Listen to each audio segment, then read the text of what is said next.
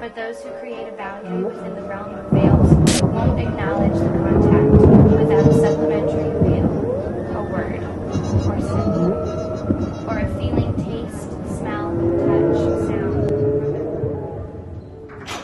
Greetings! I hope that this January has been treating you well.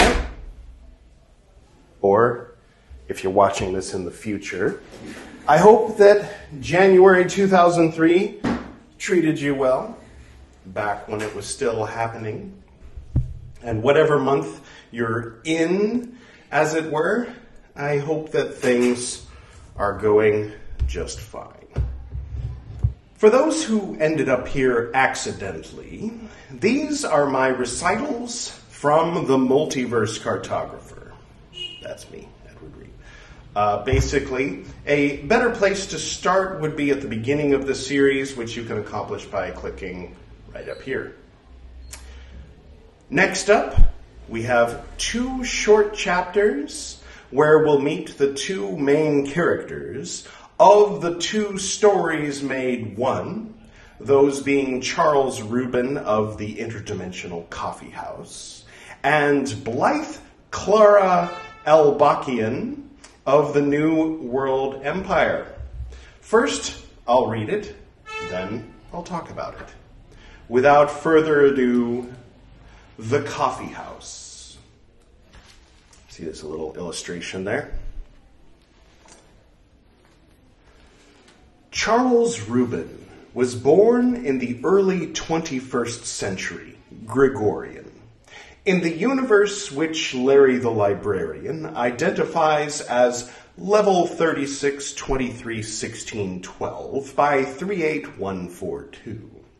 His father, Dan Reuben, worked for the Perimeter Institute, and his mother, Jean, worked at CERN. They came together over a shared love of experimental research that they couldn't get approved at their places of employment. When Charles was about 4 years old, he spent his afternoons playing in the backyard by himself. There was a tire swing hanging from a rope and a small clubhouse in the back where he would entertain the family tortoise and his imaginary friends. One day, while he was collecting and sorting various kinds of leaves, his mother called for him. "Charlie!" He came running. She wiped some dirt off his face and brought him in to wash his hands. She said, "Before you were born, your father and I opened a doorway to a magical place. It's called the Coffeehouse. And from there, you can meet anyone, anywhere, at any time. It was created by a man named Charles the Grey, who we named you after." Charles was very excited. "Can we go? Would you like that?" "Yeah." She walked with him down the hall into the den, where his father did much of his work. There was an old antique writing desk to the left, underneath the window on the western wall. Opposite the entrance to the room on the northern wall, there was a dresser with some books and statues of odd-looking Tibetan Buddhist deities that Charles found fascinating, and usually a stick of incense burning there. Young Charles Reuben walked into the den. His dad turned around in his chair and said, "Did your mom tell you where we're going?" Charles said, "To a coffee house?" His dad corrected him, "We're going to the coffee house." His dad approached the eastern wall and placed his right hand against the wall. At first it was barely discernible. You could just barely see a changing of the color and the quality of light there on the wall in the shape of a rectangular door. Eventually, it became clearer. They were starting to see what was on the other side. The floor was green, and there were some tables and chairs, and there was the night sky. His dad stepped through. Charles noticed a shimmery, rippling pattern on the surface of the doorway as he did. His mom turned to him and said, "Are you ready?" His heart was racing. He was terrified. But he said, "I'm ready." And they walked through. It felt like coming up out of the surface of water, if a water surface could be vertical. He saw the patterns of the malachite floor, looked around and saw wooden tables. He realized that they were on an island. You could see the edge, and you could see the ocean beyond the floor. You could smell the ocean breeze and the scent of freshly roasted coffee. Cheers. His dad went to go talk to somebody, but his mom stayed with him. As he walked to the edge, he heard whale song in the distance. He also noticed that there were other islands and more behind them, and each island had what looked like a 3-story mirrored pyramid with 3 doors at the base on each side. As he turned around to look where he had come in from, he saw a large mirrored pyramid. The door on the left side at the base led right back into the den. He looked right through it, and he could see the edge of the dresser on the right and the desk under the window. He looked out toward the islands in the distance. He could see that there were 1 or 2 people flying in between the islands. His mother knelt down beside him and said, "Here everyone can fly. If you jump off the edge of an island, you won't fall in the water." Young Charles Reuben said, "How many islands are there?" His mom said, "So many that if you did nothing but count them for the rest of your life, you would not be able to." Charles asked, "Why are there so many islands?" "Because they need to make room for all of the people visiting the coffee house right now." Charles walked to the edge of the malachite floor and looked down. He could see the sandstone cliffside extending downward into the crashing waves. He saw all kinds of exotic-looking fish traveling in schools. A whale came up for air in the distance. Later, Jean and Dan left young Charles Reuben in the care of Clara, the barista. She kept an eye on him, except for a few moments she looked away. During those few moments, Charles Reuben snuck around the corner of the pyramid to a doorway that was pitch black and briefly, just briefly, stuck his head through the shimmering rectangle to look around, but saw nothing. The Interdimensional Coffeehouse story and the character Charles Reuben are the most autobiographical allegories I've written, with emphasis on allegory. There are several short stories in the Mouse books which are straight up autobiographical, much more so than the Interdimensional Coffeehouse and Charles Reuben. But they are not allegorical. They're literally autobiographical. For example, in The Small Gray Mouse and Other Short Stories, there is the second story called The Last, which is basically word for word, beat for beat, my actual memories of the last few times I ever saw my dad. In Smaller Mouse, the story called Larry the Biker literally took place a month after he died. Gooey Bubble of Graven Images happened pretty much exactly as it's written, and the story called Thoth chronicles in detail one particular evening during my trip to Mardi Gras in 1997 with my mom and our friend Mark, just a few months before she died. There are a few others in those books that are autobiographical, but between the New World Empire and the Interdimensional Coffeehouse, the latter is the part that is autobiographical, though highly exaggerated and allegorical. Charles Reuben and I were both born in Arcadia, California, in a universe where Henry IX didn't survive to become an heir to the British throne.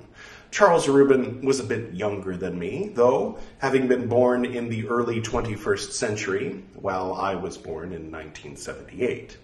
In my case, it wasn't the Interdimensional Coffeehouse that my parents introduced me to at a young age, but rather tarot cards, astral projection, meditation, reincarnation, Ouija boards, and things like that. They split up when I was about 6, which meant that from then on, my time was divided between driving through the mountains and across country looking for power spots, and communicating with spirits through quartz crystals with a grouchy but funny esotericist professor on the one hand, and jet skiing in Lake Havasu and snorkeling in Hawaii with the president of the Women's Architectural League Pasadena chapter on the other. Different worlds, really. In the next video in this series, the story presented in this chapter continues, and there are a few parallels to my life there as well, which I'll point out when we get to it. For now, Charles, as I've mentioned, is my middle name. My last name is Reuben. My dad once told me it was the shortened form of Reuben, that it was changed to Reuben when our paternal ancestor emigrated from Germany, but I've yet to find any evidence supporting that.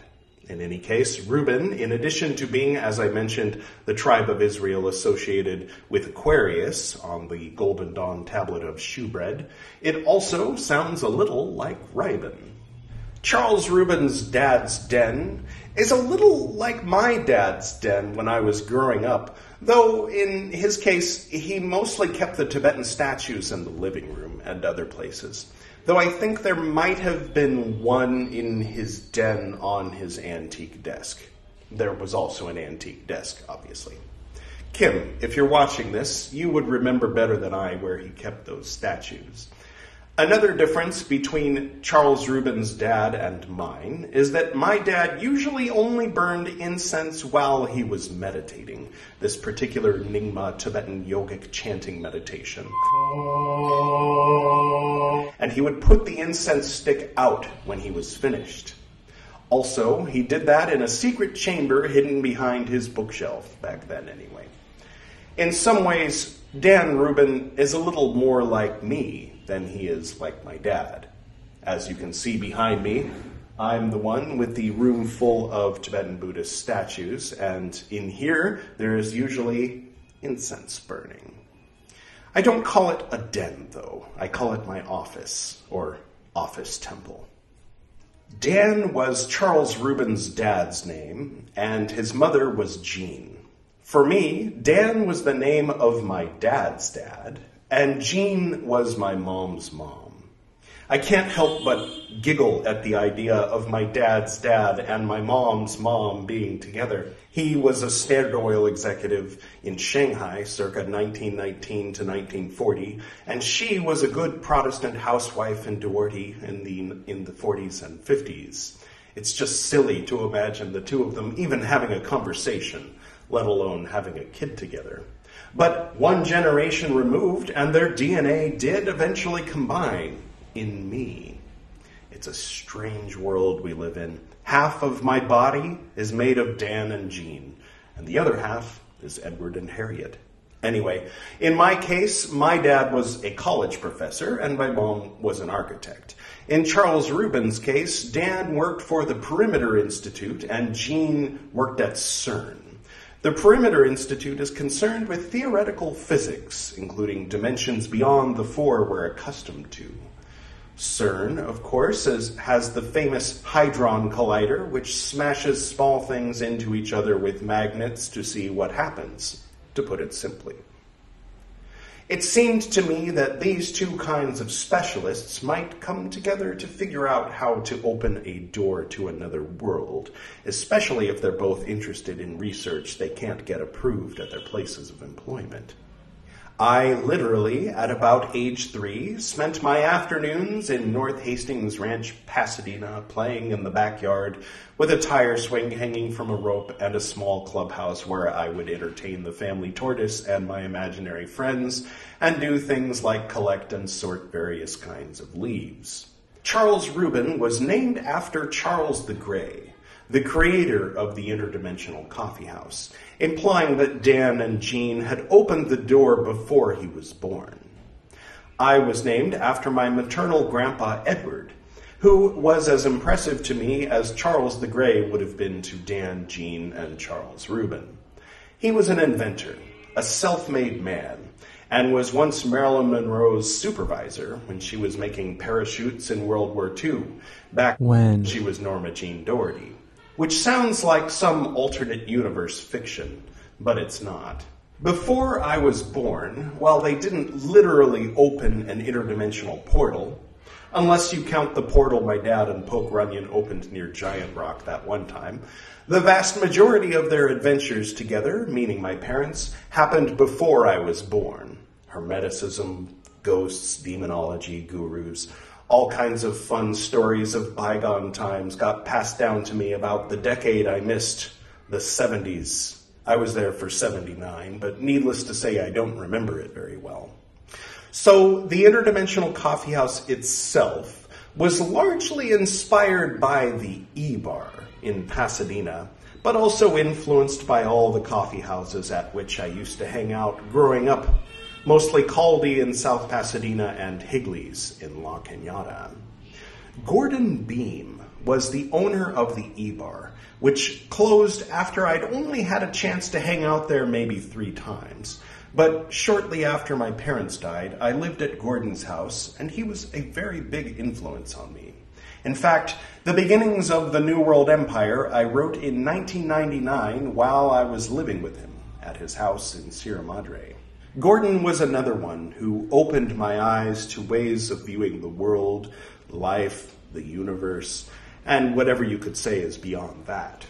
My parents may have introduced me to the Interdimensional Coffeehouse, figuratively speaking, but in many ways it was Gordon who opened the many doors on the pyramids, allowing me free passage through them into worlds I'd never imagined. When Gordon was young, he left California and spent many years in North Africa and Europe. The stories he told me of his epic journey planted a seed in my heart which eventually germinated and led to my own travels to Africa, Nepal, Bhutan, and eventually India, where I've been living now for the past 5 years. So Charles Reuben is basically an exaggeration of me. When I wrote the Interdimensional Coffeehouse, I hadn't started traveling yet. I wrote it from 2015 to 2017. And a few months after I wrote the last chapter is when I left. I stopped writing about an imagined epic journey and finally began living my own. At the time that I wrote it, though, I had already seen many strange things. I'd lived in the temple of a somewhat medieval Christian cult in a warehouse in the Inland Empire, frequented New Age hippie communes, driven nuns from Mother Teresa's order in a van with a soldier and a platoon commander bringing food, clothing, and good vibes to the people in the tent cities under the 4th Street Bridge or near 7th and Santa Fe and Skid Row. I spent years singing in a Russian Orthodox choir, as well as holding hands in a circle with witches on May Day, sang in Hebrew in synagogues, and of course spiraled out of this world through doorways opened with various psychedelics in Joshua Tree, Santa Monica Pier, and elsewhere. All of these places and experiences might as well have been in different universes, unrelated to each other. But it all took place on one planet, in one time continuum, which in itself is amazing. In this chapter, Charles Reuben's mom, in a sense, teaches him how to fly. Once, when I was 12 years old, I laid on my bed repeating the words, "I'm dreaming, I'm dreaming, I'm dreaming," as I slowly sank through the bed and the floor of my bedroom and came to be standing in the living room below. As the room came into focus and I was vividly standing there, I was still repeating the words, "I'm dreaming." I was very excited, ran up to my mom's room to tell her the experiment was a success. She showed me the playing card, which she had left on the dresser for me to come in and look at if and when this day should come. It was face down. I asked her a few questions. Among them was, "How do you fly?" She told me, "You just jump and keep going." After a long adventure, flying over the city lights in the night sky from place to place, I returned to my bed, laid down, and woke up back in my body. I told her about the experience. And when I got to the part about her teaching me to fly, the hair on the back of her neck stood on end.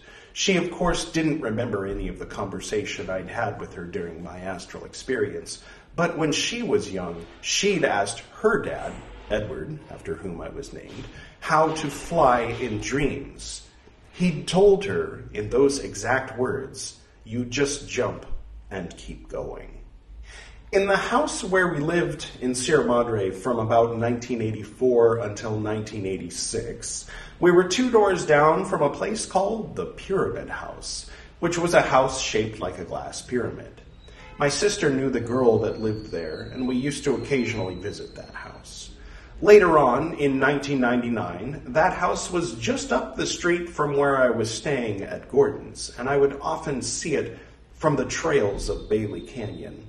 I bring it up because it was probably subconsciously part of the inspiration for the form of the coffeehouse. Another influence, though, I must admit, came from the aforementioned medieval Christian cult. While that label does in many ways apply, so too would a label like Victorian British Hermetic Society reenactment.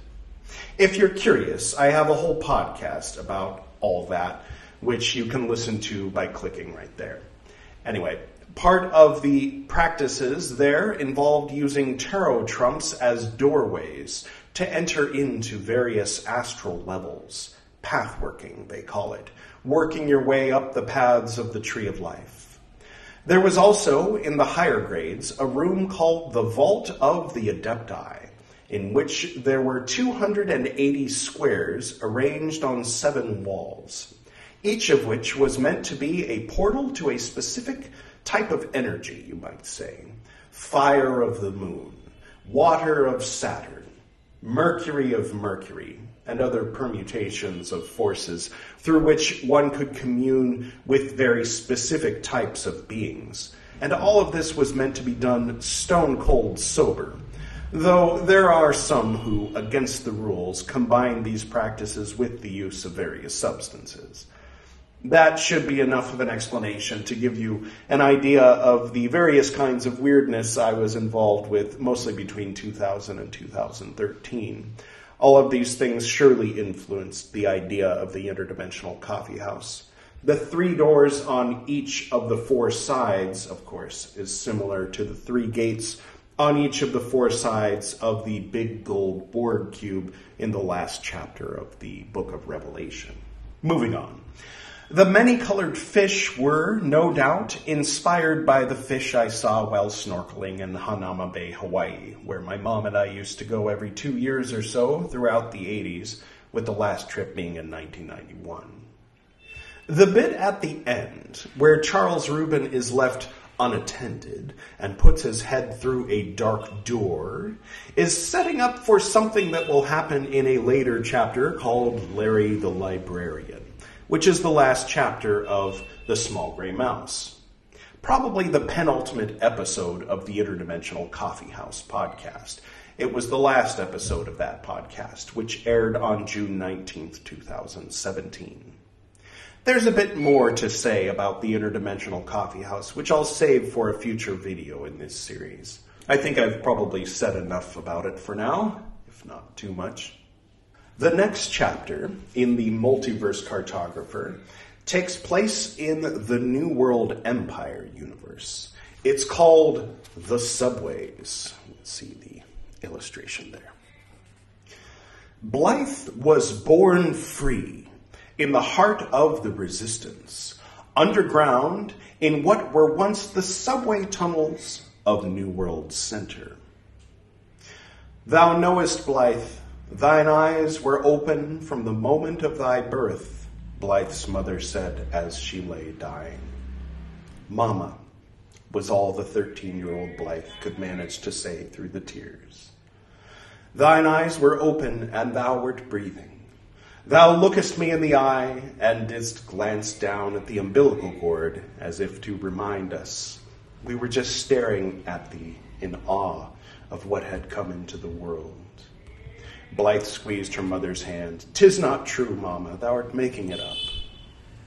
Blythe heard the sound of giggling and turned to the stairs where many redbirds had entered the subways moments before.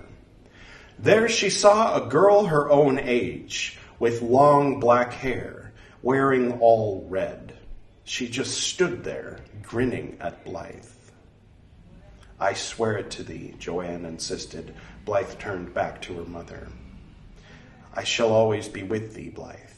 "Thou art not going anywhere," Blythe cried. "Takest thou good care of thy brother," Joanne said with her last breath. As Blythe wept, she looked back toward the entrance, but the other girl was gone. One of those metaphorical doors I once passed through as a kid with my mom and my sister came in the form of a flight to New York City. Later, as an adult at the closing of 2005, I went there alone. I remember taking the subways back in 1988 and again in 2005 and 2006. In 88, after checking out of our hotel, we wanted to explore the city a bit before going to the airport to fly back to California. But we were carrying our big, heavy luggage around. In one particular subway station, we noticed some dusty orange street cones in a shadowy corner, so we hid our luggage there in the total darkness. A few hours later, just before heading to the airport, we returned to that station and our luggage was still there, thank goodness. One night in 2005, I was very drunk at about 4 a.m. and trying to find my way back to the apartment of the friend I was staying with after a long night in Greenwich Village.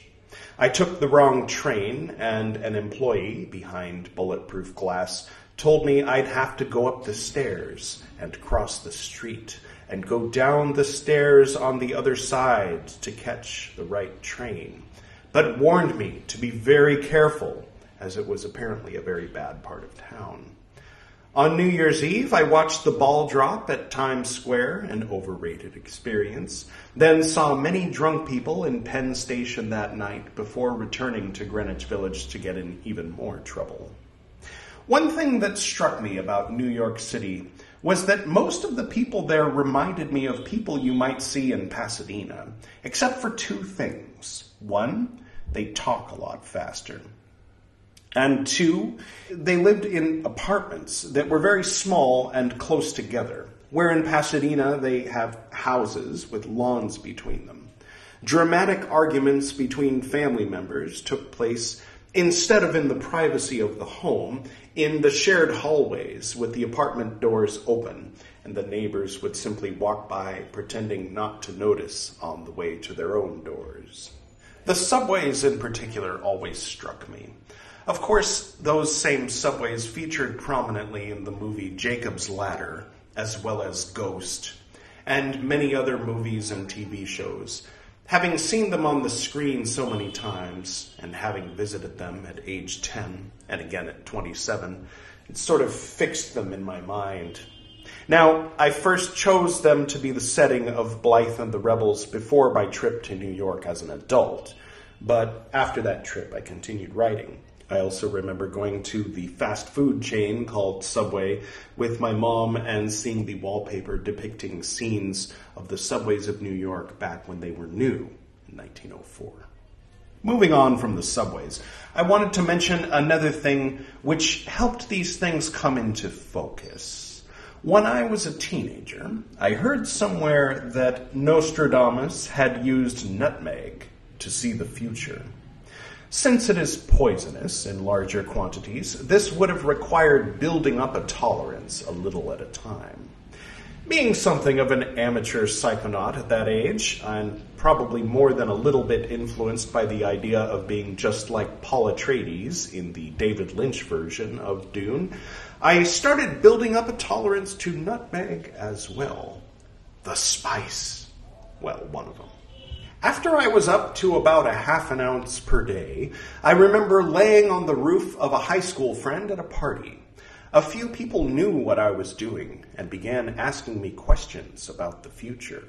What would it be like in 50 years, in 100 years, in 200 years? My answers to their questions greatly informed the setting of what would later become the New World Empire. The drones operating the machines in exchange for credits they get to spend on various kinds of experiences and sensations, being plugged in by their necks until they forget that they even have bodies. This was 2 or 3 years before The Matrix, mind you, though it was after Johnny Mnemonic. Anyway, that particular rooftop was the rooftop of a high school friend, as I mentioned, whose middle name was Blythe. Other than that, there is no etymological symbolism to the name of the character, only a personal anchor to that particular day on that particular rooftop, having consumed far too much nutmeg. Clara, being Blythe's middle name, was something that was established much later, with the airing of episode 8 of the Interdimensional Coffeehouse podcast, when Charles Reuben meets Blythe at the original coffeehouse before it was switched on, and upon hearing her voice, he thinks it's Clara. He calls her Clara, and she says, "How do you know my middle name?" Elbakian was added as her surname after I was inspired by Alexandra Elbakian, the Kazakhstani creator of Sci-Hub, which allows anyone in the world to illegally access every scientific research paper for free. At that time, I gave Simon the surname Schwartz after Aaron Schwartz, who died in an effort to do something similar with all the accumulated knowledge in the world. These two real-life hackers were living embodiments of the rebel heroes of old in that story I had written a decade before I heard about them and their work. Anyway, my mom used to tell me that when I was born, my eyes were already open and I was breathing. This was due, no doubt, to my having been born over 1 month after my expected due date. I also had red skin, like I was sunburnt. The girl with the red dress and the black hair giggling in the background is, of course, Lucy.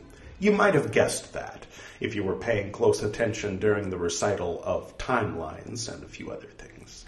Blythe and Lucy are the same age.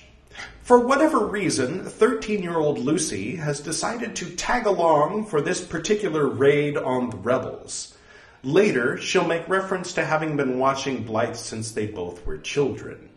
From the timeline, we know that Blythe's mother was murdered by redbirds that day. In this scene is also introduced, indirectly, Blythe's little brother Baggett, who would have been an infant at that time, so he wouldn't remember it, at least not consciously. Blythe and the village, as it were, the particular tribe of rebels living underground, would have to be the ones to raise Baggett. This is a very sad chapter. I've noticed that this is where a lot of people stop reading the Kindle version, as if to say, well, if this is going to make me sad, I don't want to read it. That's their choice. From my perspective, though, the story is a process. And leaving at this point is a little like beginning open heart surgery and then running out of the hospital bleeding with your heart hanging out because it's too painful. Not that extreme, though, obviously, since you're just reading a story, but still. So that about wraps it up for this video and the background behind these 2 chapters. I hope you found it interesting. Please feel free to subscribe if you're still here, and you haven't already. And we'll continue with the stories of young Charles Reuben and a slightly older Blythe in the next video recital. Until then.